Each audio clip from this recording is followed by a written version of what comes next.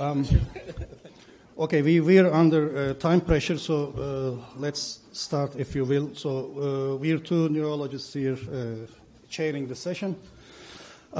We have a professor of history over there, Dan Smail, and the doctor of international law here, Ömer Madra. But I'm sure Ömer Madra is not here because of his expertise in international law, right? I have to count your other qualifications as how? An ecologically concerned oppositionist, radio manager, and intellectual. Simple person. Okay, it may sound rather odd to you having to hear those two figures in a meeting of neuropsychiatrists, but having heard Dan's speech, I am sure you will be convinced that history now has become indispensable for understanding human brain, especially in the social context.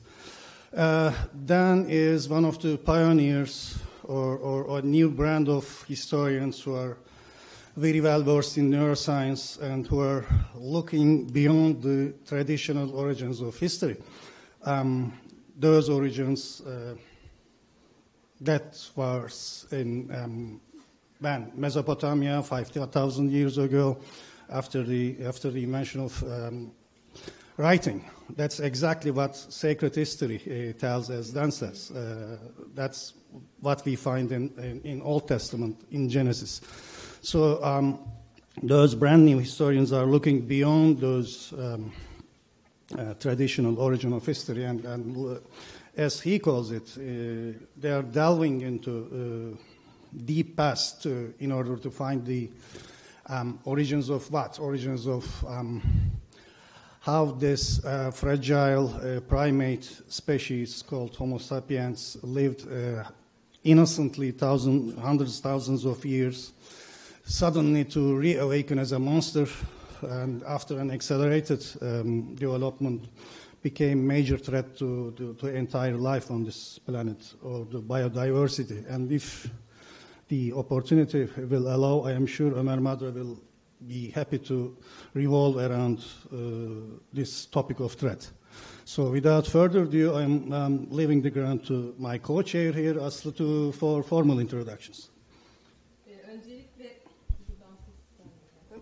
Geliyor, evet. Öncelikle Raşit Bey'in Ankara'da çok acil bir toplantısı olduğu için biz bunu üstlendik. Onu söylemek istiyorum. Türk Tabipler Birliği toplantısı için acil çağrılmış. Konuğumuz Profesör Daniel Lord Smail, Harvard Üniversitesi Tarih Bölüm Başkanı. Özellikle derin tarih ve tarih felsefesiyle ilgileniyor. Hakan abi uzun uzun İngilizce anlattı ama ben biraz daha kısa Türkçe toparlayayım. Çalışmalarında daha çok kültürel yapıların beyin beden sistemlerini nasıl şekillendirdiğini inceliyor. Onun dışında tarih akışında nörobilim ve nörobiyolojiye odaklanıyor. Pek çok kitabı var. Hepsinin adını söylemeyelim ama On Deep History and the Brain özellikle bu konuşmanın altyapısını hazırlayan kitap. Bugün bize kültürel beyin tarihselliği bağlamında istifçilik üzerine konuşacak. So I just wanted to begin, as others have, with just an expression of great thanks to the organizers for bringing me here. It's just been a real joy to be here, and in particular to participate in this 100th centenary. Being a historian, I did the math and figured out when the organization was founded. Interesting times indeed to found a society on neuropsychiatry. And also to thank Hakan and Asli for chairing this, and I'm very much looking forward to Ömer's remarks and further thoughts about this. It is a bit peculiar for historians to be thinking in cognitive psychology and cognitive neuroscience. So I thought I could begin with a little story that I had with an exchange I had with a colleague 4 or 5 years ago. I was at a dinner and I was sitting next to a cognitive neuroscience, and I was telling her a little bit about why I was trying to read up in the cognitive sciences as a historian. And she paused for a moment and said to me, as I understand it, you're not doing the history of neuroscience. And I said, no. She said, you're doing the neuroscience of history. And I said, yes. And she turned away from me at the dinner table and spent the entire rest of the evening talking to the person on the other side, which was a not unusual experience because it's very hard to understand what a historian might want to do with neuroscience. So, and that's partly what I'm hoping to cover or explain in this talk. A lot of my remarks come from a principle that I have not yet written about and that has not been much written about in the field, at least in history. And this is the principle that all of the social sciences operate with an assumption, either stated or unstated, about how the human mind, how the human brain, how psychology works. And it's most explicit in fields like economics and political science, where they have a theory of a rational actor that explains the patterns that they find. In history, among historians, it's much less obvious what the assumptions are about how the brain works. When I first began reading up in the cognitive neurosciences and cognitive psychology about a decade or more ago, what I was really thinking is, what would history look like if we refashioned our understanding of the human past with a much more updated understanding, in other words, the kind of understanding that many of you will have about how the mind works, how cognition works. And that was sort of the naive principle that brought me into the field in the very first place. And as I was doing my reading, actually really from the late 90s onwards, I was really influenced by fields such as developmental systems theory and neuroplasticity, which at the time, at least for people like me, because I'm not an expert, it was harder to get at what the science was. It's much easier now. It's been developed much more clearly now. But in effect, the model that I was coming up with or facing was the idea that the brain and the body are constantly being influenced by the social and cultural environment. This would be an interactionist approach or a relational approach, a relational understanding. And if you think about this becomes very important for history. And I'll explain why. We take it for granted that the conditions of human society, politics, economy, society, power, all the elements of human society change over time. This is essential to how historians understand the past. But if the operations of mind are dependent upon the social, the material environment, then the way in which the brain is interacting with this environment itself has to change. So rather than assuming that there's a stable psychology, such as a rational actor, we no longer can assume that. We have to assume that there's a constant dynamic, an interaction between the brain and the mind and the body on the one hand, and the conditions of human society on the other. When I first worked on this, I tried to use as my case study or an example about how you could lever these understandings. I was using examples drawn from, I guess I would call it psychotropics, both psychopharmacological substances, drugs, alcohol, all of these things themselves have a tremendous history in terms of their use in human populations, but also things that I called psychotropic cultural behaviors. In other words, things in our own society that can induce some kind of changes within emotional changes, feeling changes within the brain and the body. That's what some of my first work focused on. Recently, I've become especially interested in materiality or matter or stuff, and as a professional scholar working on the Middle Ages. And it's from this interest that this particular paper on compulsive hoarding comes from. Now, the argument that I'll be explaining is going to be pulling from a number of different fields of research. I feel like a bit like maybe even a pack rat or a magpie, that I'm grabbing ideas from fields like cognitive archaeology and environmental history and of course, cognitive psychology, in the emerging field of materiality studies, in sociology. And some of the way in which I'm bringing this together is probably going to be a little difficult, and it might be especially difficult in translation. So I'm hoping that in the discussion afterwards with Omer that I can find ways of clarifying some of the ideas that might have been more difficult. But just for the sake of being clear, right at the outset, the very simple argument is that compulsive hoarding is a product of history and not a cognitive universal. That's the simple point that I think has many implications.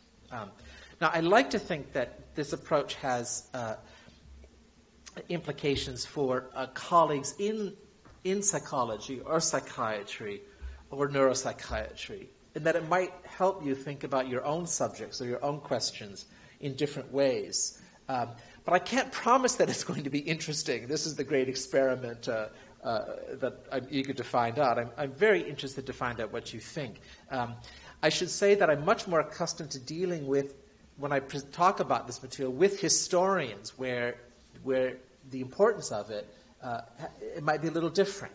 And this is where I'm hoping that we're going to find a way to align our interests. So let me begin with just a quick overview of the phenomenon of compulsive hoarding so that I can begin to explain why it is interesting to a historian like me. And I probably ought to begin with the simple point about what is it? So what is compulsive hoarding? I'll start with another personal anecdote, which is my own first encounter with a compulsive hoarder. It was when I was a graduate student at the University of Michigan, and my neighbor came by, knocked on my door, and said, Dan, could you come and help me? One of our neighbors is in trouble. So I went over to this other house and entered into this very dingy space that had newspapers piled up about this high. It was taller than the woman who lived in it. And there were tiny corridors like the Grand Canyon that worked their way through these mounds of newspaper. And you could see dead mice and things on the floor. And I'd never seen this before, this type of compulsive hoard. But since that time, I've seen it a lot. And among other things, I don't know if it's true in Turkey, but in the United States, there are now reality TV shows devoted to compulsive hoarding. Do you actually have these in Turkey, or is this just a peculiar American phenomenon? Yeah, I was wondering about that. The phenomenon, as it's described by clinical psychologists, has several different traits. So let me just lay them out here. First of all, as my example gave, it involves an excessive accumulation of things in your living space. And this can be newspapers, that was my example. It can be empty cartons. It can be products that have been purchased but not even unwrapped.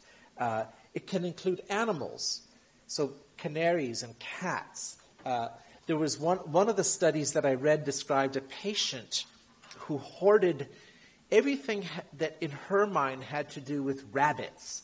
So she not only had a large collection of actual rabbits, she also had glasses with pictures of Bugs Bunny on it and other Bugs Bunny paraphernalia, a lot of Easter bunnies, which is an icon in the United States, and even something which probably will not translate into Turkish, but dust bunnies, which are the piles of dust that form underneath your bed or your dresser, because she somehow got it in her head that this was a bunny and needed to be hoarded. So the excessive accumulation of things in a living space. And you could also turn the definition inside out and say it's an inability to throw things away. And that's probably more important. And I'm going to come back to this issue of trash a little bit later, because for me, this is the most important feature of it. A second feature of compulsive hoarding is that the stuff is useless. Or to be more accurate, it seems useless to those of us who don't hoard. To the people who hoard it, it seems intensely useful. And thus, a third element of the description is that they find it very difficult to throw it away. They are often completely indifferent to it. They don't care about it when it's in the house. But when someone comes and says, your house is a fire hazard, you need to clean it out, they start to get very distressed and they have panic attacks. And it's become, one of the features of it is that it's very, very difficult to treat. Possibly even more difficult than multiple sclerosis, which now seems easy to try. Not easy, but... Another important feature is that a compulsive hoard has to impede normal living. A lot of us have collections or piles of things. For example, I do carpentry, and I have lots of lumber lying around, and it gets in the way. But I know how to manage it, and it doesn't really impede the way in which I live. For a compulsive hoarder, it really gets in the way. It's hard to get into the kitchen or the bathroom. You cannot use the toilet or wash your dishes. So that's the clinical definition. It has to obstruct normal living. And related to that is that it has to disturb your family members. So it's very common in the case of a compulsive hoarder for family members, even spouses, to just leave because they can no longer live in the space with the hoard and the hoarder. And finally, the clinical definition says that it has to have endured for at least 6 months. It has to be enduring. And typically you find that when people start hoarding, it becomes something that lasts for a lifetime. Clinically, it used to be diagnosed as a variant of obsessive-compulsive disorder, and that's why it acquired the name compulsive hoarding. But very recently, and I would have said it's in the last 4 years, clinical psychologists have moved it out of obsessive-compulsive disorder and have described it as a different disorder that sometimes overlaps but is otherwise distinct in its qualities and its traits. And it's just actually entered the latest DSM as its own disorder. There have been a lot of academic studies that have been done on it now, from fields ranging from clinical psychology to neuroscience. So there's a very interesting article that Hannah and Antonio Damasio and others have done, and some genetic studies as well. So it's attracted a lot of different attention, at least in the United States, in the last 5 or 10 years, pretty much.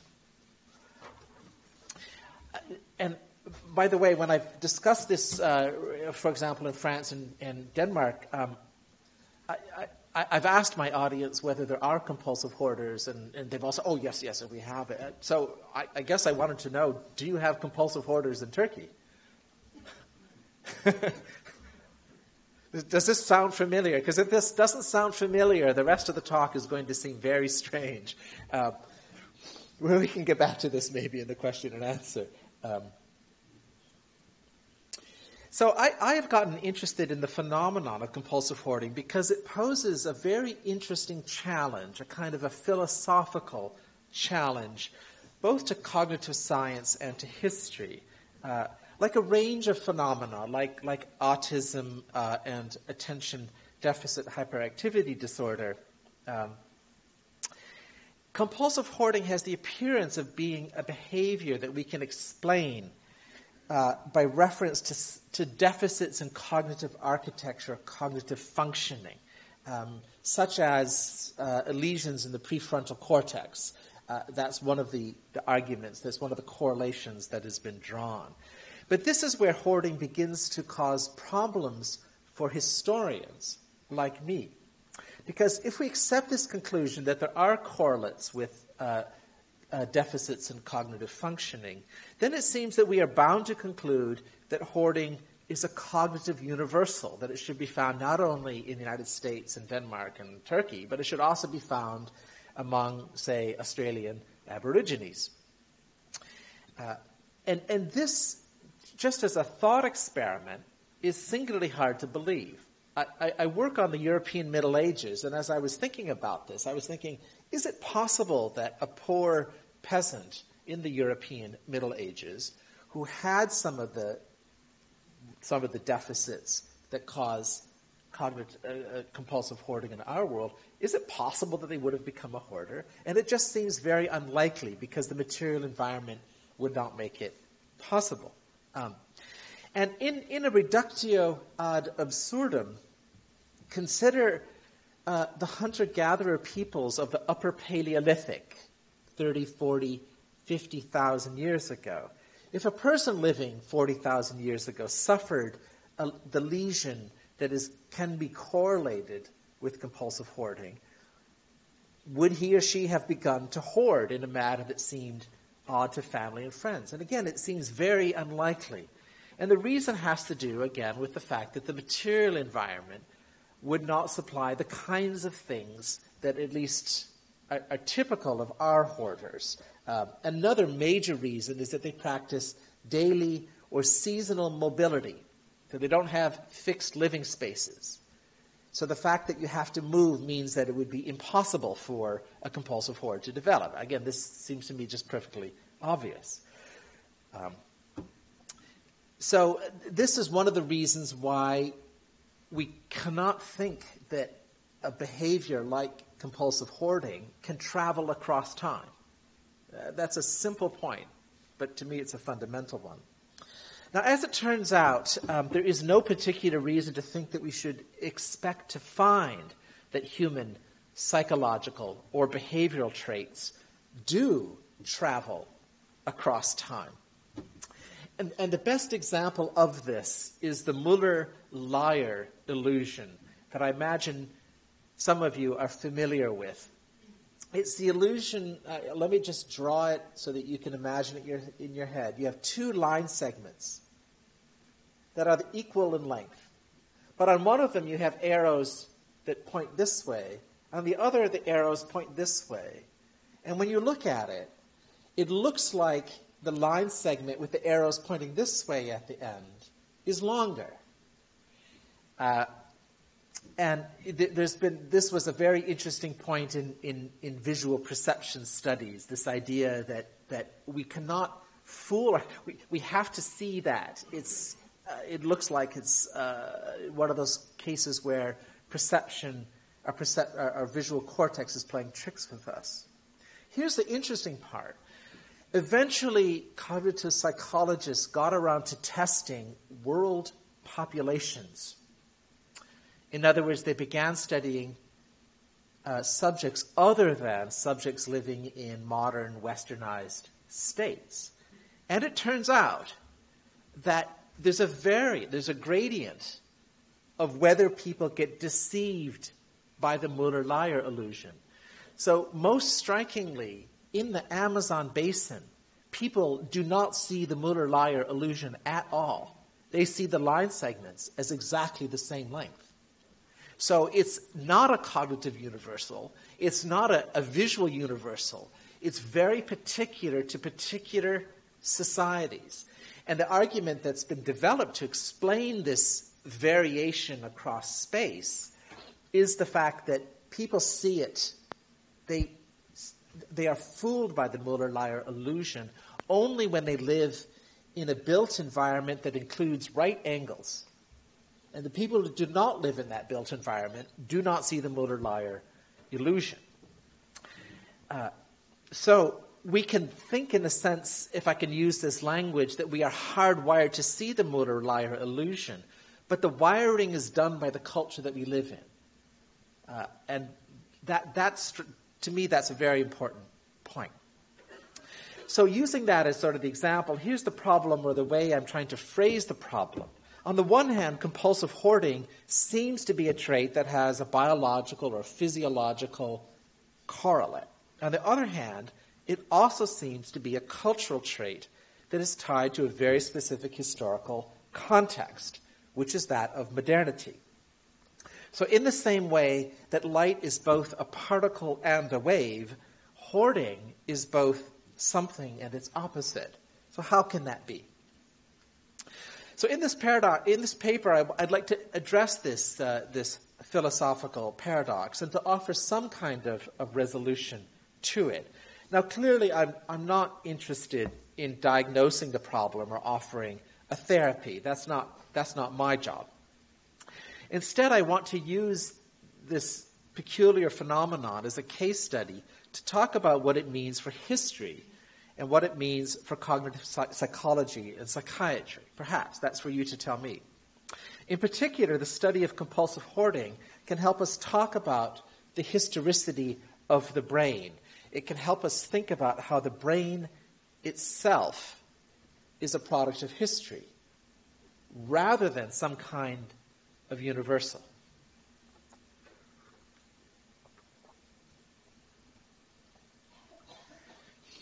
So what I hope this paper will show is why history needs the cognitive sciences and perhaps why cognitive science might need history. Now, I believe this approach is going to offer us a more richly historicized vision of the past than is available through fields such as evolutionary psychology. And let me just summarize the field very briefly for those of you who aren't familiar with it. There's a lot of perspectives on evolutionary psychology. The one that's most common is the massive modularity thesis, which argues that certain cognitive modules evolved in humanity's deep past in the environment of evolutionary adaptedness. And because the architecture of cognition is so tightly tied together and involves so many different genes, it was impossible for those modules to change in subsequent time. And the idea, therefore, is that we operate in a modern world using cognitive modules that were inherited from the past.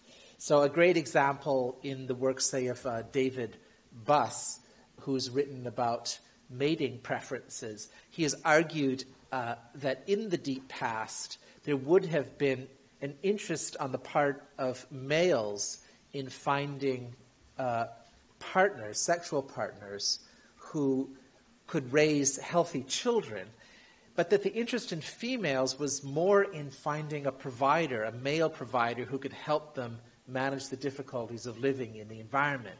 And David Buss uses this to explain marital infidelity.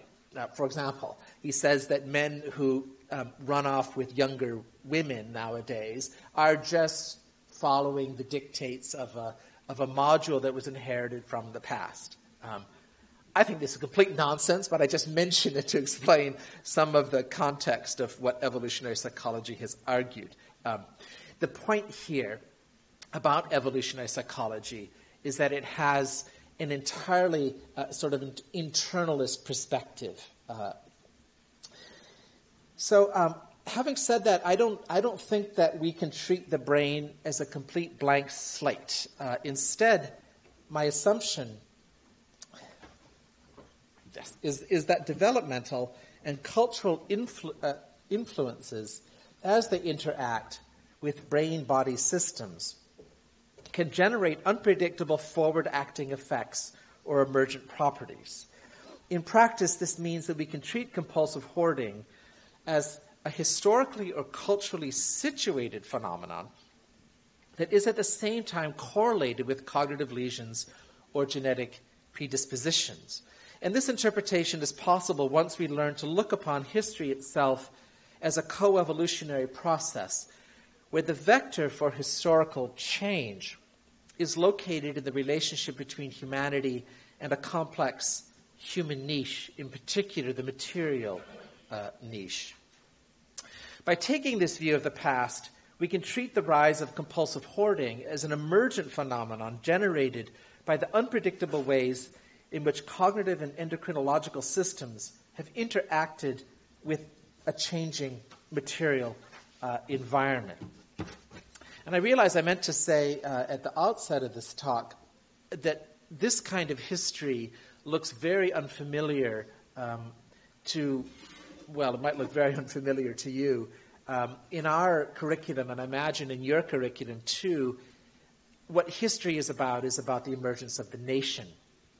The history that I do is a little bit different. I attach myself to a long tradition in historical anthropology that goes back at least to the 18th century, which is much more concerned about the question of humanity, how humanity began here and how we ended up looking the way we do now. So I just wanted to mention right off the bat that there's two very different kinds of history, and I belong to one kind of historical practice and not the other one.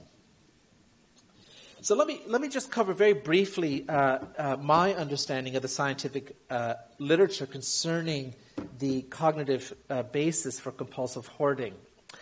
This literature has treated compulsive hoarding as a psychological phenomenon or as a behavioral phenomenon that we can explain, at least partly, in terms of some kind of deficit in cognitive function.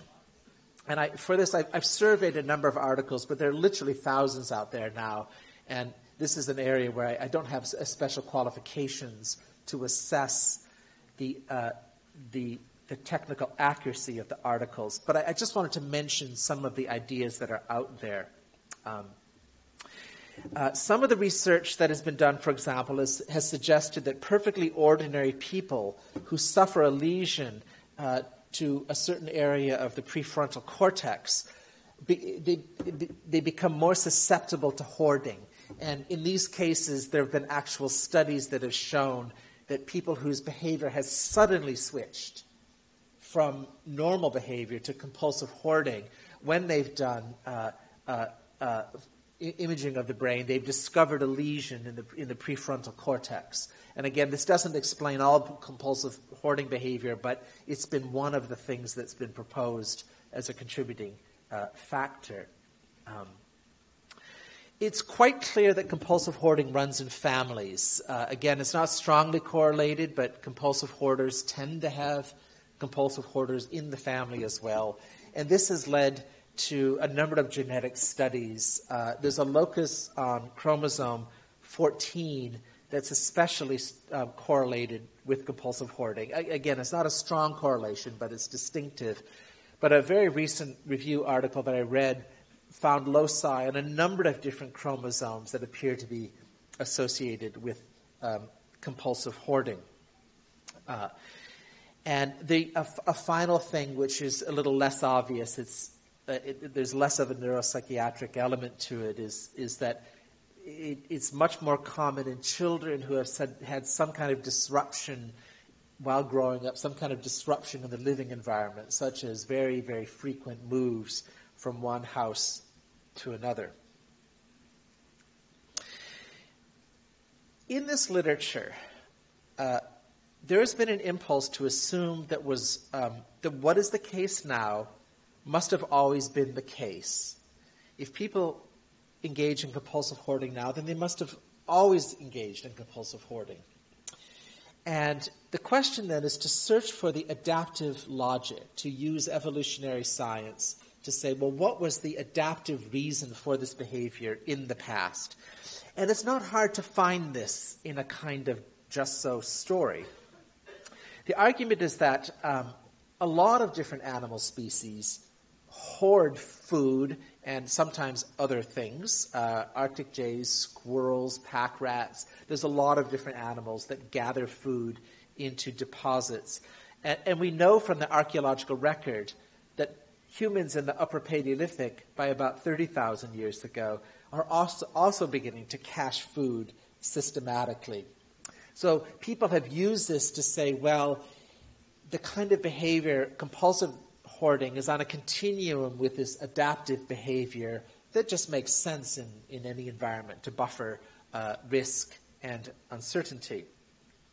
And you see this particularly in the period that I study, medieval European history. For example, a lot of the evidence we have for coins in the medieval period come from coin hoards, where people would hear rumors of invaders, and they would gather together hoards of coin, typically in sacks, sometimes in wooden boxes, and they would bury it in the soil, and then they would forget where it was, or more likely they would get killed, and now we dig them up. And this is where a lot of our evidence from coins in the past have come from. The Vikings of the Norse world made lots of hoards of coins and also a thing called hack silver, which is bits of silver that they would chop up, and they would bury it and go off and raid somewhere else. And the idea is that rather than carry it with us, we'll just put it here and come back and find it. So these are many examples from my own field of medieval European history of the prevalence of adaptive hoarding behavior. So the argument here is that we all hoard, we have always hoarded, and that compulsive hoarders are just out there on the far end of a whole personality spectrum, and that the behavior arises when a certain circuitry is simply overactivated. This is a very common argument in the literature. Now, it has a superficial plausibility, and in fact, it might be right. So I don't want to claim that the argument is wrong. But I want to lay out some of the problems with the argument. First of all, the clinical definition of compulsive hoarding does not draw a distinction between collections on the one hand and compulsive hoards on the other hand. Collections are something that most people do, and all children, actually not all, I think it's about 70% of children by the age of 8, have gathered a collection of some kind, like dolls or trading cards or other things like that. It's very common to engage in collecting. And again, they've put this on this. They don't draw a distinction between collecting and hoarding. Yet compulsive hoarding seems to be characteristic only of the last century or so, and primarily the last few decades. We find a lot of collecting over the documented human past, but we don't find evidence for compulsive hoards. And I'm going to get back to this in a moment. Now, it's possible to imagine a hunter-gatherer in the Pleistocene, in the Paleolithic era, compulsively hoarding the detritus produced by the knapping of a tool or a blade. And it's possible to imagine a citizen of ancient Rome squirreling away a multitude of ceramic potsherds, which is the Roman equivalent of the yogurt container. But if so, the behavior has gone completely unnoticed by historians and archaeologists. In other words, we just don't find existence for useless compulsive hoards. In my own work, my recent research in medieval European history, I have been studying dozens of full household inventories from the 14th and 15th century. And these list the contents, the complete contents of houses. You can find a lot of worthless stuff in there, like old wooden planks and broken ceramics, and a lot of clothing items that are torn or damaged. And I would love to talk about this more, but this is not a conference about my particular research as a medieval historian. But there's no evidence in here for compulsive hoards of useless things. The character type of the compulsive hoarder in novels, to the best of my ability, is not visible before the 19th century. So in a way, literature provides evidence for the character type, and you don't find it until the novels of Gogol. That's the first one. This is actually a potentially very interesting research paradigm to search literature more systematically for this character type. They become very common in the 20th and especially the late 20th century. You do find a lot of evidence for collecting or compulsive collecting, and these would be in the forms of the Cabinet de Curiosité, the Wunderkammerer, or various kinds of things that you find in the early modern period, or relic collections or libraries in the Middle Ages. There's a lot of evidence for collections. But the two behavioral patterns are actually quite distinctive. Collections typically are organized and annotated. And what I mean by that is that collections can be put on shelves like books or pigeonholes, and they often have labels like the library number on the spine of a book. They often have labels of one kind or another, so they're annotated. The hoards that you find with compulsive hoards are random piles of junk. There's no organization to it whatsoever. Another thing is that compulsive hoarding is quite distinctive from adaptive hoarding. Adaptive human hoarding, in other words, the kind where you're saving up food or money, It often has a seasonal cycle, or it's triggered by a life history cycle, like invaders coming into your country. They're always gathered together and put together into containers. Adaptive hoarders contemplate their goods with satisfaction. They take pleasure in the idea that I've got a nice quantity of food or some coin.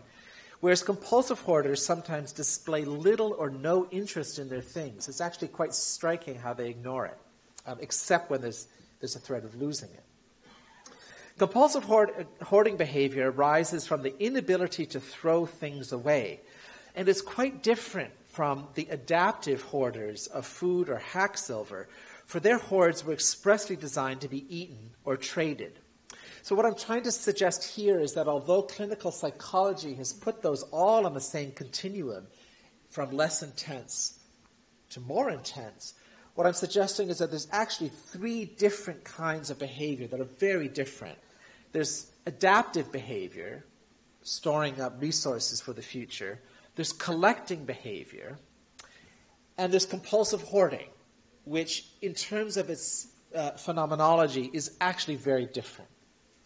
So this is where I'm going to push back against the clinical psychologists and say these are not the same behaviors. You need to recognize that they're all different. You cannot put them together into the same type of behavior. So, if compulsive hoarding turns out to be a psychological phenomenon of very recent modernity, as I suspect, how can we explain the growing prevalence of the behavior? And why should it be correlated with deficits in cognitive functioning?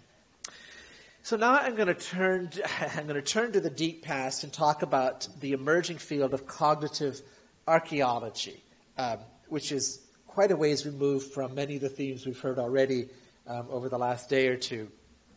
And I won't have time to cover the field in all its detail. I'll just be pulling out some highlights. It goes without saying that the relationship between people and their material environment is hugely important to the way in which we think and behave. And in my comments tomorrow on the panel, I'm going to go into this question in much more detail. Plato, in his Republic, already imagined this idea, with this idea that if you create a built environment of just the right kind, you can create a utopian society because people's behavior responds so much to the built environment. And this has become a major feature of architectural theory. It's a part of the constant search in architecture for a utopia, a perfect built environment that will induce us to behave all the time with perfect fairness and justice. So again, this has always been an assumption that the material environment shapes our behavior. You could come up with many examples of your own about things or objects. So not just the built environment, but things and objects, and how the presence or absence of objects shapes your behavior. And just to give you one example, I'll tell you about a student of mine once as we were talking about this. And I was asking them about how they think about their clothing. And he says, well, when I go for a job interview, I always put on my very best underwear, even though no one will see it, because I feel good when I know I have my very best underwear on.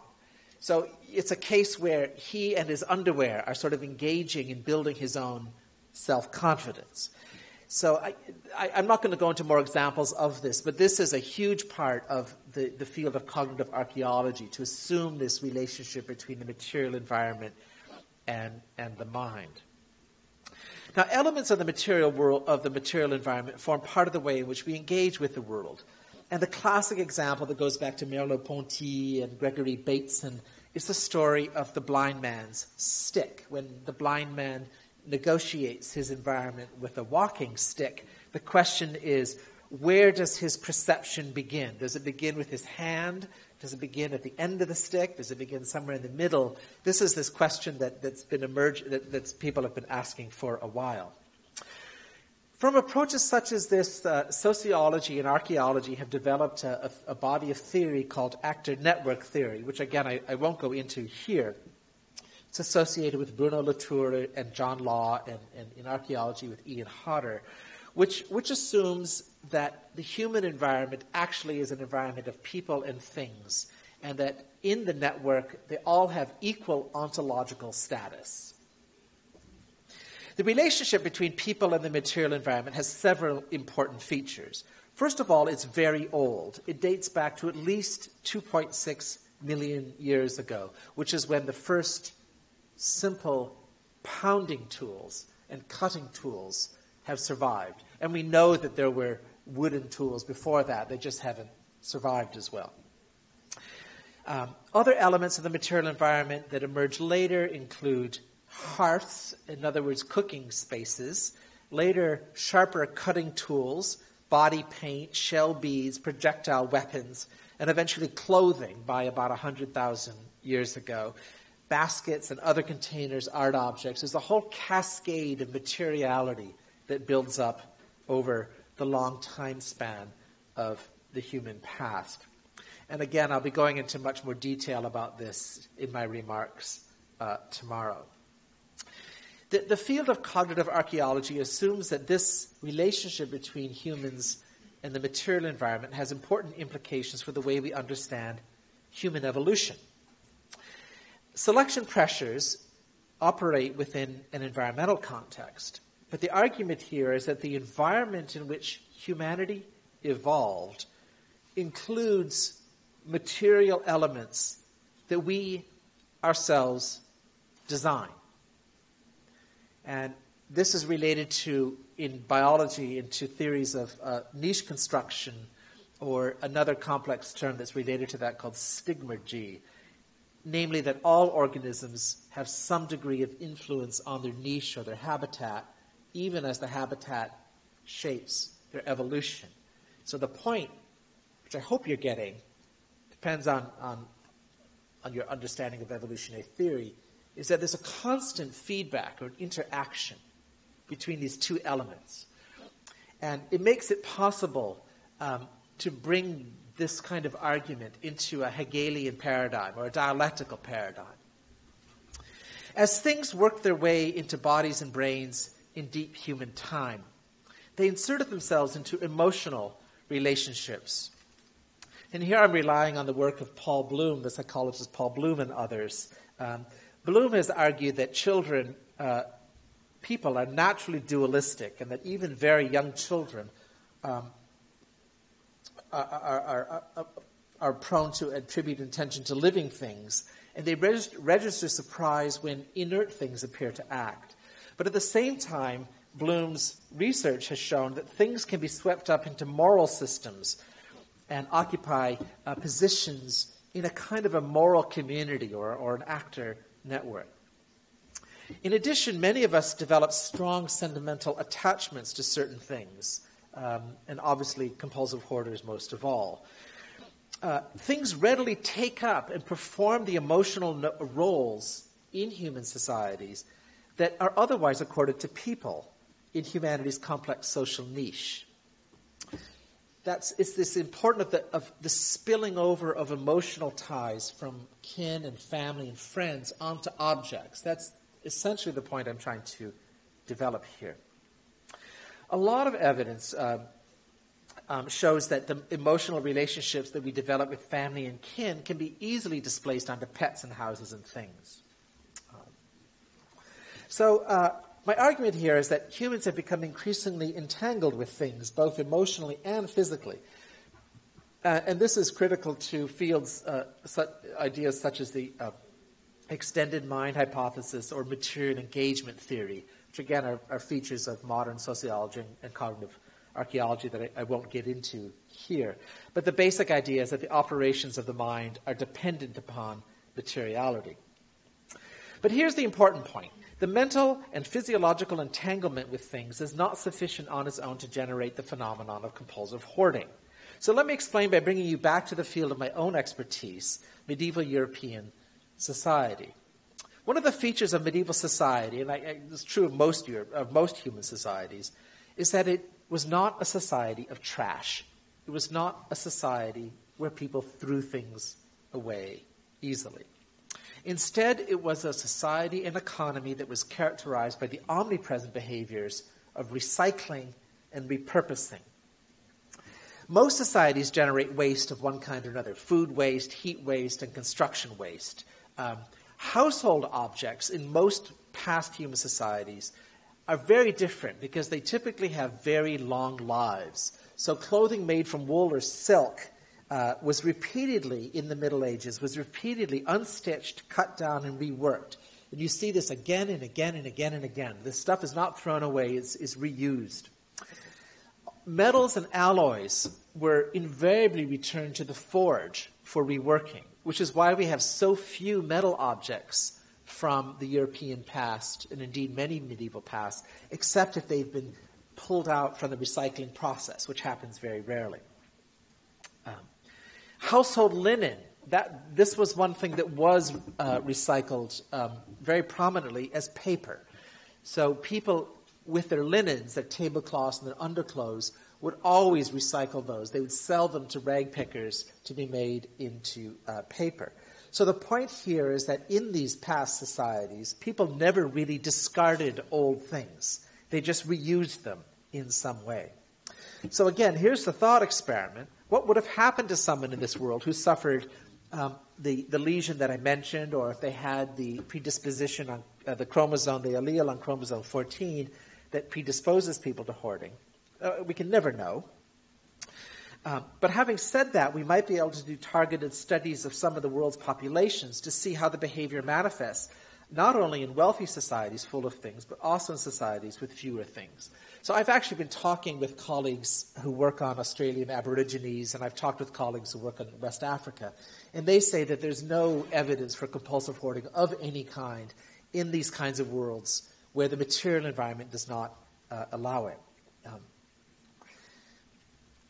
So in theory, it should be possible to identify individuals in the society who have the relevant allele or the relevant lesion, and we might be able to find out what that does in that world if there's no objects around.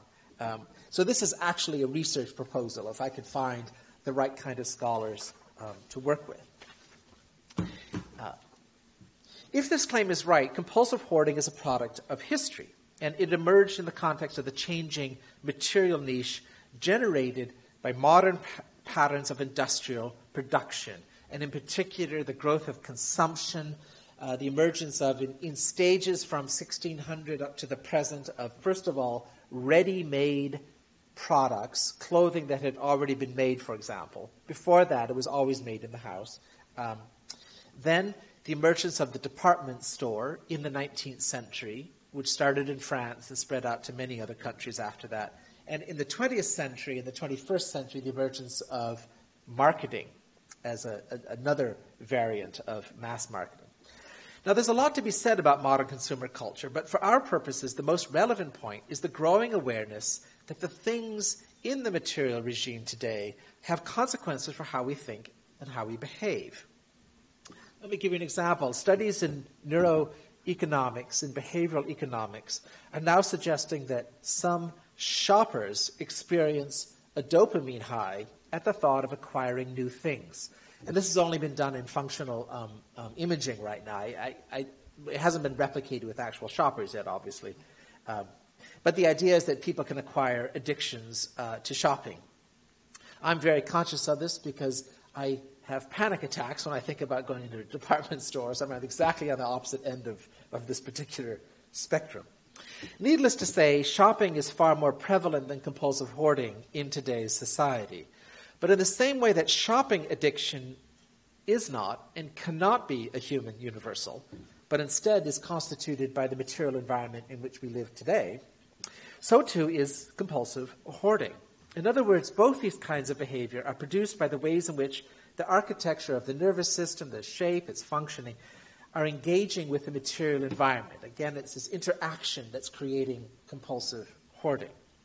So things start to get interesting here, because it turns out that shopping addiction and compulsive hoarding may invoke the nervous system in very different ways.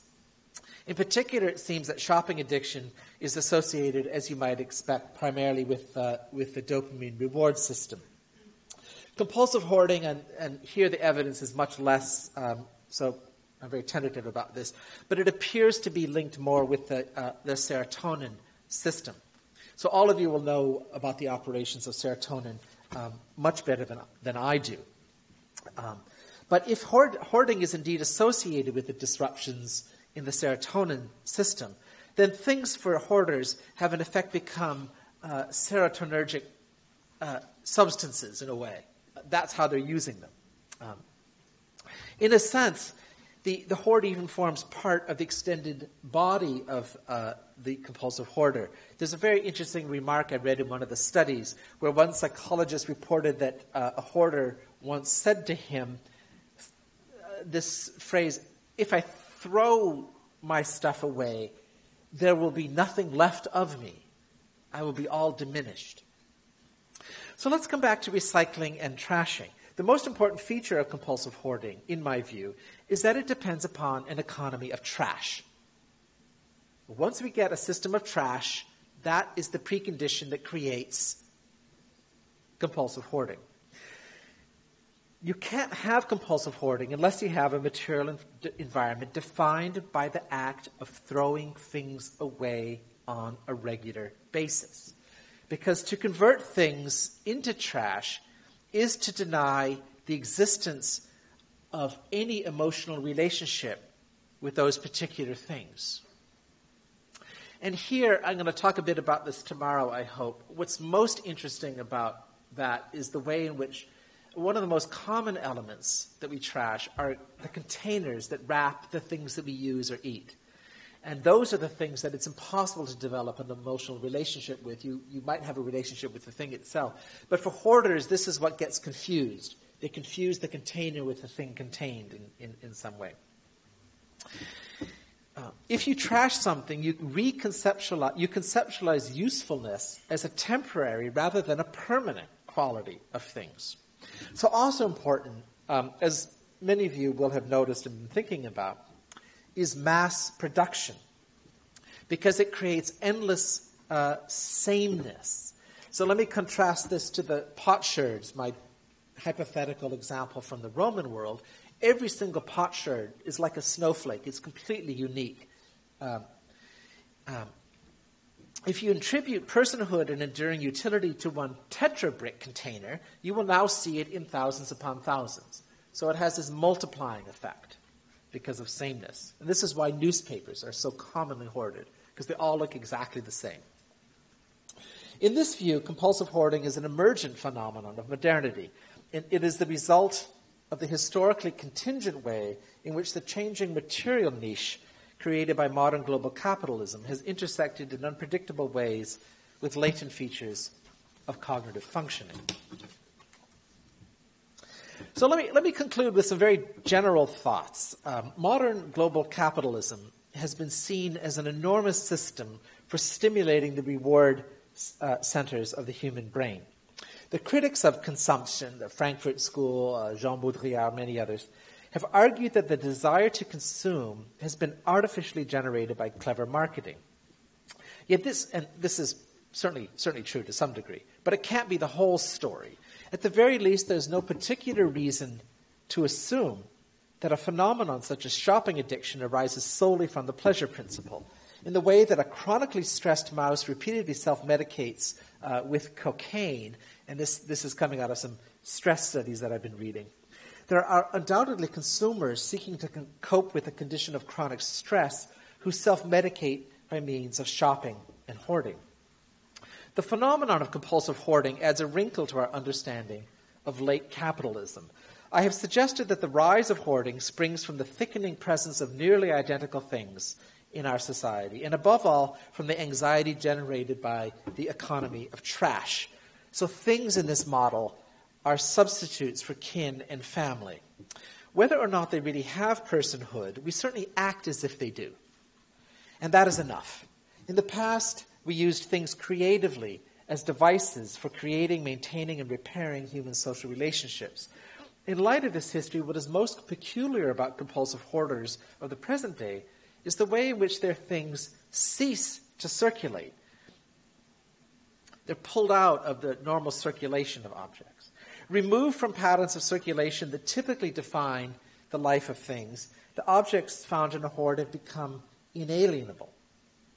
Now, the phenomenon of compulsive hoarding shows how difficult it can be for some people to create and enforce the hierarchy of use and uselessness. And that hierarchy is vital to the economy of trash. To the extent that the hierarchy of things mirrors the hierarchy of persons in a world that is now divided and increasingly divided into rich and poor and worthy and worthless, it is in fact, if you stop and think about it, it is in fact a very generous and liberal-minded thing to do, to give to newspapers and bottle caps and packaging material, not to mention cats, a kind of dignity that is normally reserved for luxury goods, to treat those things like members of the family and to feel diminished by their loss. That we describe compulsive hoarding as a disorder and treat it with pity or contempt according to our want is perhaps above all a comment on our own misplaced priorities. Thank you.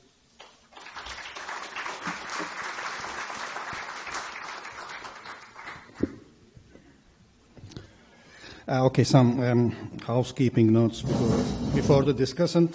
So I am given a note, and it seems that I am under strict orders to finish the session at 4:20 in order for the third session to start exactly at 4:30. So you have some 15 to 20 minutes, Ömer abi. Then we will have 5 or 10 minutes left for the interaction. Wherever you like.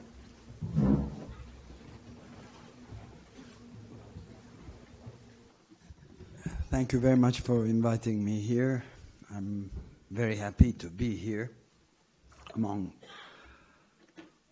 scientists, historians, and most of all, Açık Radio programmers and friends. Well, when I learned quite a few things from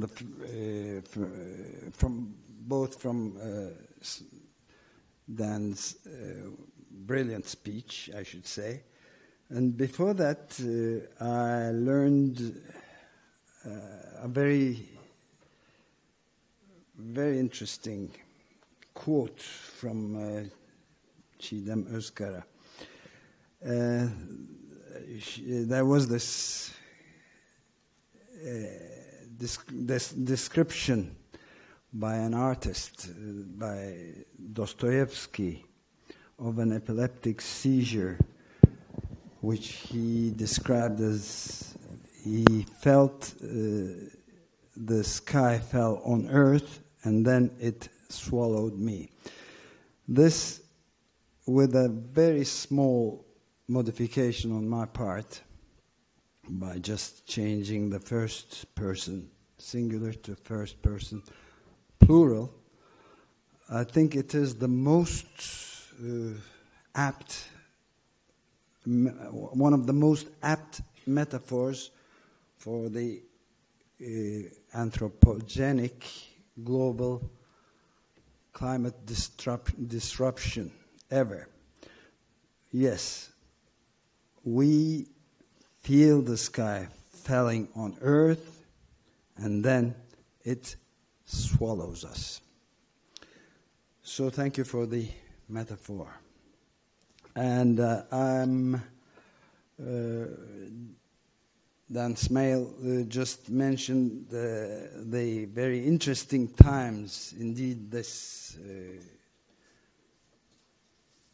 dernek, this association, has been working over 100 years. I had recently written an article about interesting times. It is said that the Chinese say about persons that they want to have something wrong with them. For the enemies, they said that, may you live in interesting times. That I found out to be not true in the Chinese literature, but if you look at it closely, more closely, the more or less words for that is Ning Wei Taiping Quan Mo Zuo Luan Li Ren, which means to live in peace times as a dog can mean is better than living in times of war as a person, as a human being. Well, whichever way we look at it, it's true. We are living in interesting times indeed, and indeed we are living as dogs. And this, the great radio personality Amy Goodman, the legendary Amy Goodman, had just made a pun on one of her latest articles. And she put up the headline as global warming and global warring.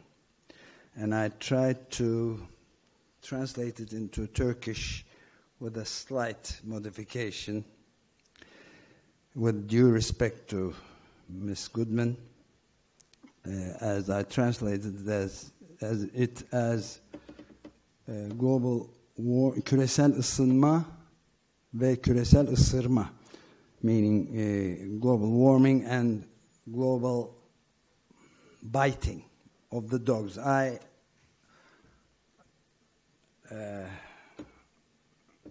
got this. I've actually stolen this from William Shakespeare, from the play Julius Caesar, when he was talking about the mad dogs of war. Actually, the bard had stolen it from Plutarch's Lives, so that's okay. So, and Goodman was talking about the greatest people's march against climate change, where more than 400,000 people attended, and with a huge swell in Manhattan. And really, I was very proud and happy to be a part of that great march. And talking about this great thing, Goodman was saying that right after this great movement of protest, 2 or 3 hours after it, the United States of America has induced another war, yet another war. And Obama was leading this war, and at the same time, he was utterly helpless about the disrupting climate.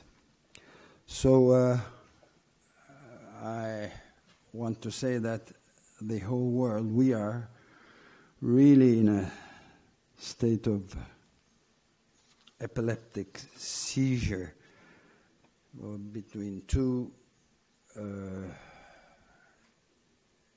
twins, sticking together, two crises, one global warming and the global warring. Anyway,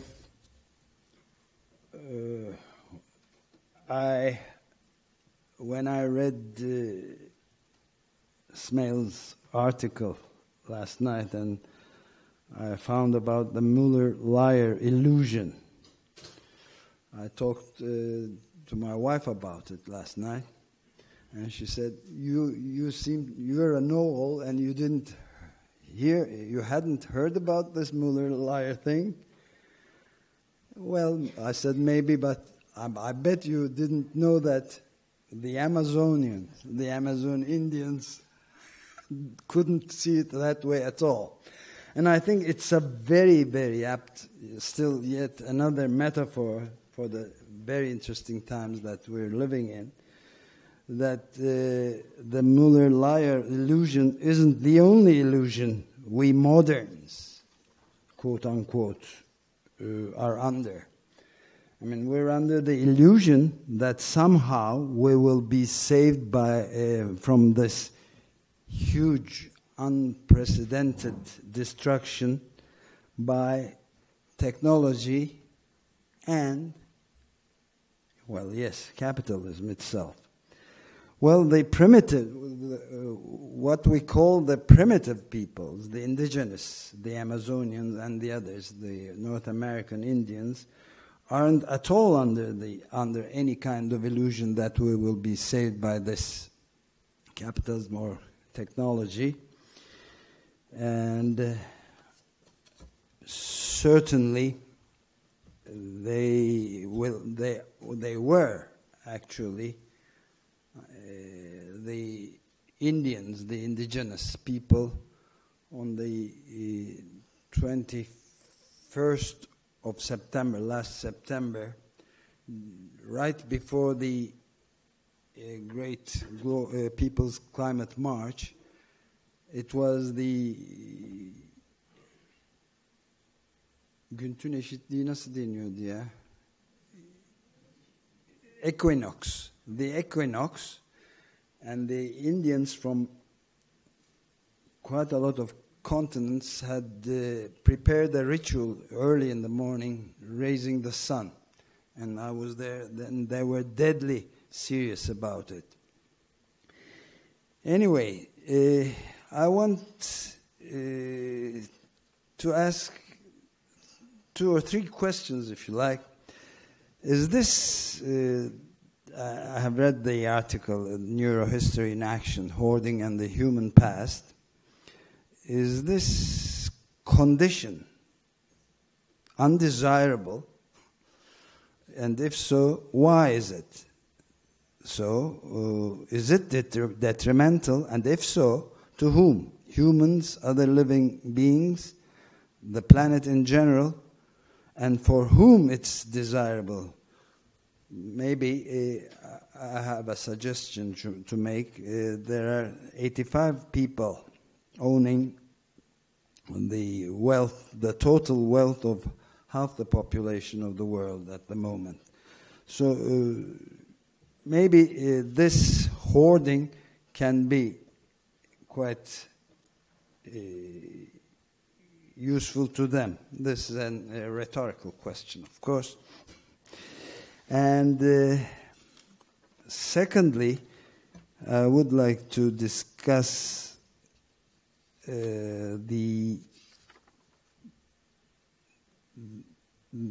there's a very important passage in your article, Ismail's article. In this model, the subject of history is not humanity, but the vector of change located in the co-evolutionary relationship between humanity and the human niche.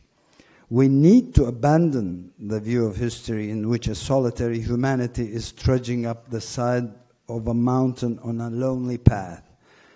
So I would really like to discuss and ask why this unprecedented egocentrism, how it can be happening to us. And from there is a passage in your article which talks about the anthropogenic global warming, which offers an interesting philosophical case, because no one involved in the industrialization of the 19th century Europe ever intended to release carbon dioxide. And yet, the consequences of this act of second-order agency are, arguably, the most pressing problem of the present day. To me, it's not arguable any longer, but anyway. But now, can we now, at the present moment, possibly say we didn't know about it? Ergo, it is not unintentional. Now, more than 97% of the climate scientists of the world are quite positive about the whole thing. And since at least 25 years, starting with Dr. Jim Hansen's declarations and articles and talks in the Senate, we know that we cannot possibly say we didn't know about this. And lastly, there's this wonderful sentence which you just mentioned, and I repeat: modern global capitalism, to the extent that it consists of consumer items and associated behavioral patterns, has evolved in a complex and changing neurological niche. Whatever else it has been called, capitalism can be seen as an enormous system for stimulating the reward centers of the human brain. This is actually one of the most succinct description of capitalism I've ever met, and thank you for that. So, lastly, you talked quite aptly about building this mountains of trash. George Monbiot from the British Guardian has written quite a good, to my mind, article on these matters. It's called "The Kink in the Human Brain." And it starts like this: "This is a moment at which anyone with the capacity for reflection should stop and wonder what we are doing.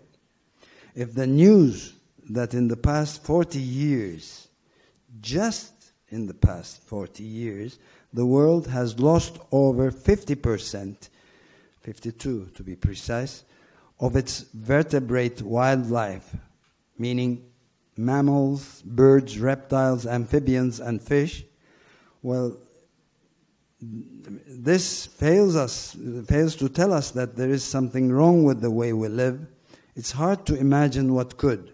Who believes that a social and economic system which has this effect is a healthy one? Who, contemplating this loss, could call it progress?" And he goes on to say that he makes this speculation, George Monbiot: "There seems to be some kink in the human brain that prevents us from stopping, that drives us to carry on taking and competing and destroying, even when there is no need to do so." And lastly, this is what hits me harder than anything, he says: "The disproportion between what we lose and what we gain. Economic growth in a country whose primary and secondary needs have already been met means developing ever more useless stuff to meet ever fainter desire. After a few weeks, scarcely used, everything they find their way into the landfill or trash." Well, this is my understanding of a discussant. Thank you very much.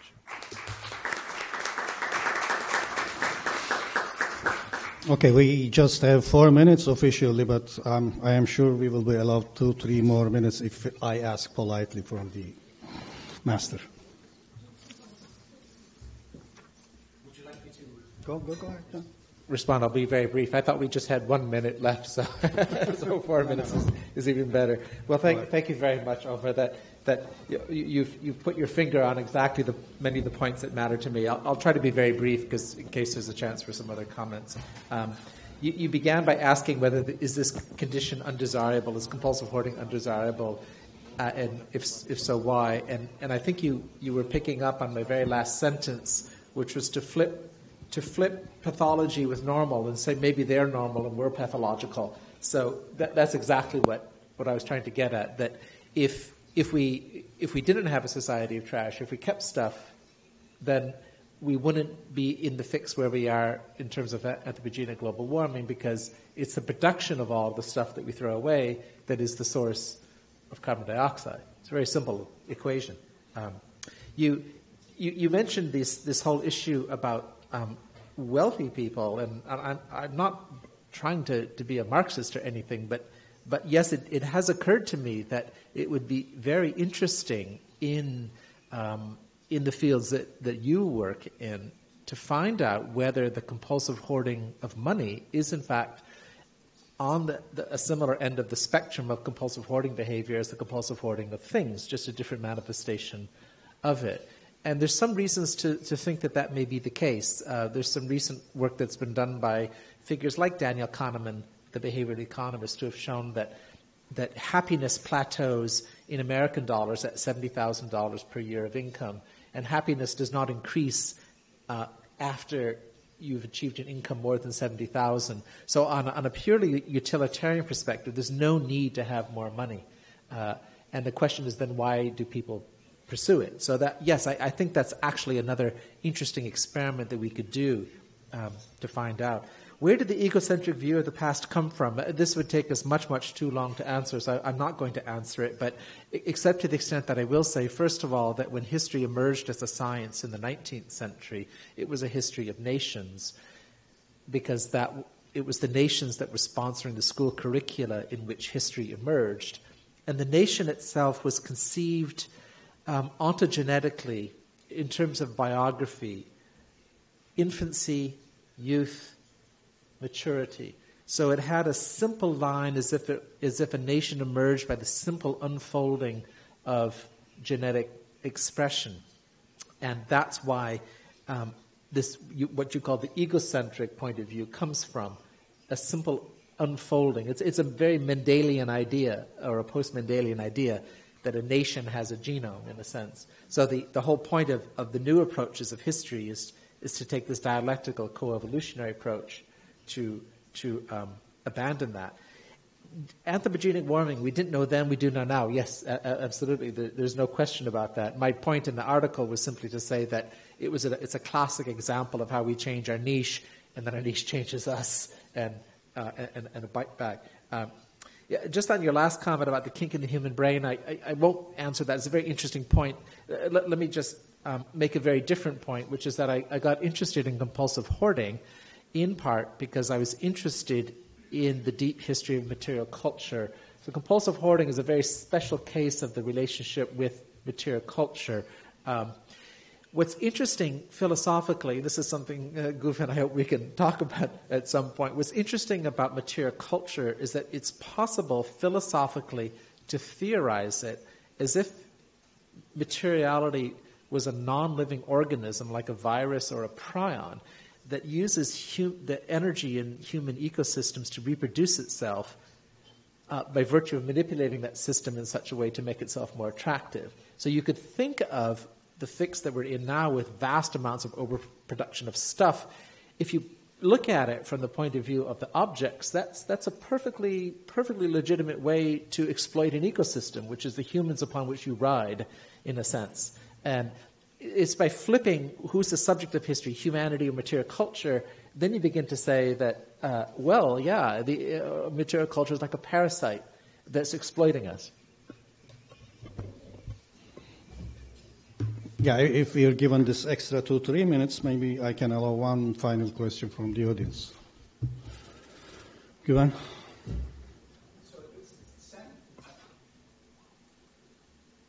Is this on? Okay. The central claim in your paper is that compulsive hoarding is not a universal cognitive trait. And I am in complete agreement, but I'll present something that may be considered a difficulty. One might think that maybe nothing is a universal cognitive trait in the absolute sense of the term, and compulsive hoarding is just as much universal a cognitive trait as, for example, human language.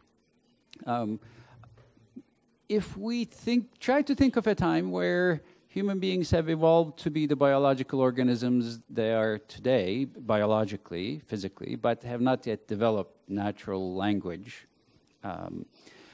Then one might say exactly the same thing you're saying about compulsive hoarding in a way to undermine the universality, right? One might think a human being at that time, under those circumstances, would not have learned natural language. Sure, they wouldn't have. But put a human being from that time in Japan, they will learn Japanese. Put them in Turkey, they'll learn Turkish. So the kind of general mechanism that gets triggered by the environment, perhaps if there's any universality, there's some universality to that, and it expresses itself in these various ways. Perhaps an interesting question is, what is the broader mechanism that manifests itself as compulsive hoarding among perhaps other things? So under different circumstances, it could have manifested itself through different kind of syndromes. And why not say, to the extent that human language is a universal, so is compulsive hoarding? Yes, that's a very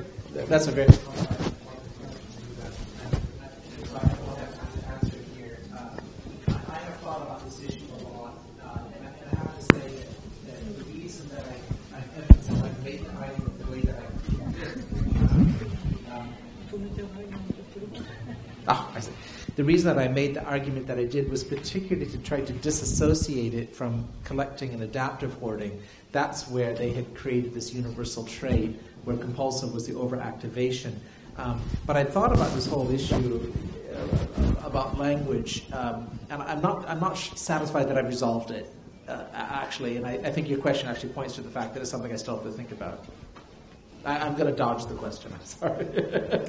Okay, that concludes the session. Thank you very much again to Dan and Ömer.